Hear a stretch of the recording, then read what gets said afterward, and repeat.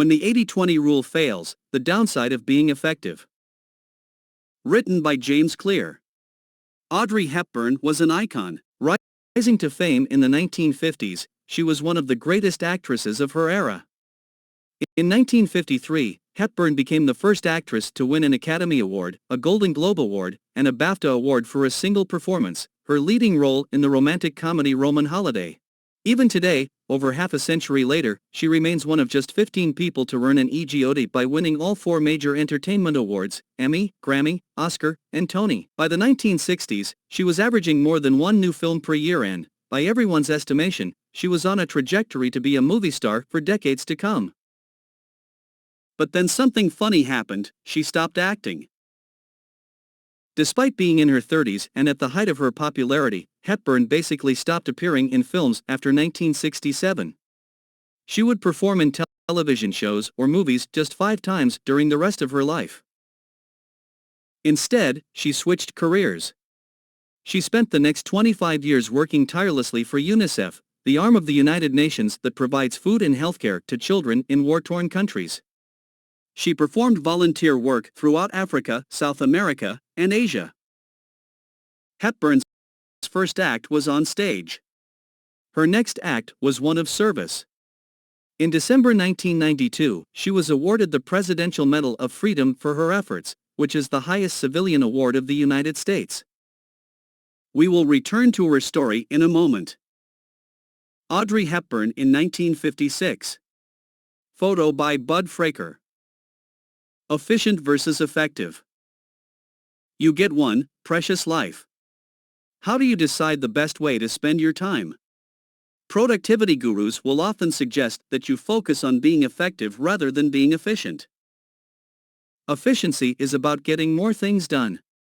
Effectiveness is about getting the right things done. Peter Drucker, the well-known management consultant, once encapsulated the idea by writing, "There is nothing so useless as doing efficiently that which should not be done at all." In other words, making progress is not just about being productive. It's about being productive on the right things. But how do you decide what the right things are? One of the most trusted approaches is to use the Pareto principle, which is more commonly known as the 80-20 rule. The 80-20 rule states that, in any particular domain, a small number of things account for the majority of the results. For example, 80% of the land in Italy is owned by 20% of the people. Or, 75% of NBA championships are won by 20% of the teams. The numbers don't have to add up to 100. The point is that the majority of the results are driven by a minority of causes. The upside of the 80-20 rule. When applied to your life and work, the 80-20 rule can help you separate the vital few from the trivial many. For example, business owners may discover the majority of revenue comes from a handful of important clients. The 80-20 rule would recommend that the most effective course of action would be to focus exclusively on serving these clients, and on finding others like them, and either stop serving others or let the majority of customers gradually fade away because they account for a small portion of the bottom line. This same strategy can be useful if you practice inversion and look at the sources of your problems. You may find that the majority of your complaints come from a handful of problem clients. The 80-20 rule would suggest that you can clear out your backlog of customer service requests by firing these clients. The 80-20 rule is like a form of judo for life and work. By finding precisely the right area to apply pressure, you can get more results with less effort. It's a great strategy, and I have used it many times, but there is a downside to this approach, as well, and it is often overlooked. To understand this pitfall, we return to Audrey Hepburn. The downside of the 80-20 rule. Imagine it is 1967. Audrey Hepburn is in the prime of her career and trying to decide how to spend her time. If she uses the 80-20 rule as part of her decision-making process, she will discover a clear answer: do more romantic comedies. Many of Hepburn's best films were romantic comedies like Roman Holiday, Sabrina, Breakfast at Tiffany's, and Charade. She starred in these 4 films between 1953 and 1963. By 1967, she was due for another one. They attracted large audiences, earned her awards, and were an obvious path to greater fame and fortune. Romantic comedies were effective for Audrey Hepburn.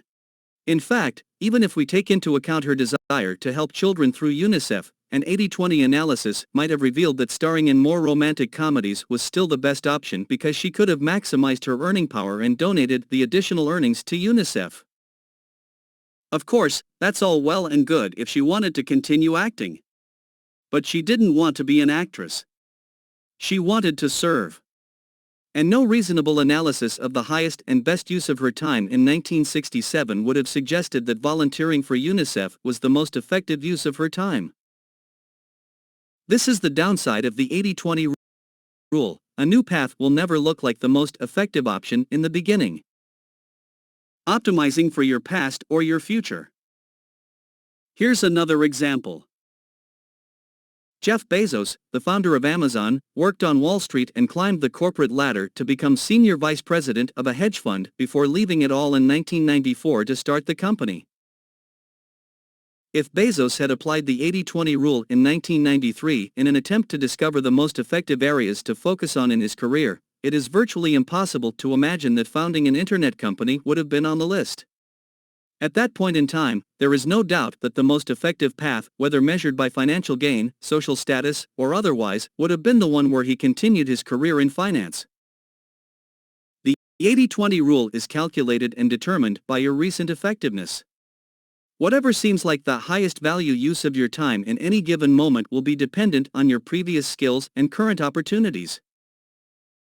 The 80-20 rule will help you find the useful things in your past and get more of them in the future. But if you don't want your future to be more of your past, then you need a different approach. The downside of being effective is that you often optimize for your past rather than for your future. Where to go from here? Here's the good news: given enough practice and enough time, the thing that previously seemed ineffective can become very effective. You get good at what you practice. When Audrey Hepburn dialed down her acting career in 1967, volunteering didn't seem nearly as effective. But 3 decades later, she received the Presidential Medal of Freedom, a remarkable feat she is unlikely to have accomplished by acting in more romantic comedies. The process of learning a new skill or starting a new company or taking on a new adventure of any sort will often appear to be an ineffective use of time at first. Compared to the other things you already know how to do, the new thing will seem like a waste of time. It will never win the 80-20 analysis. But that doesn't mean it's the wrong decision.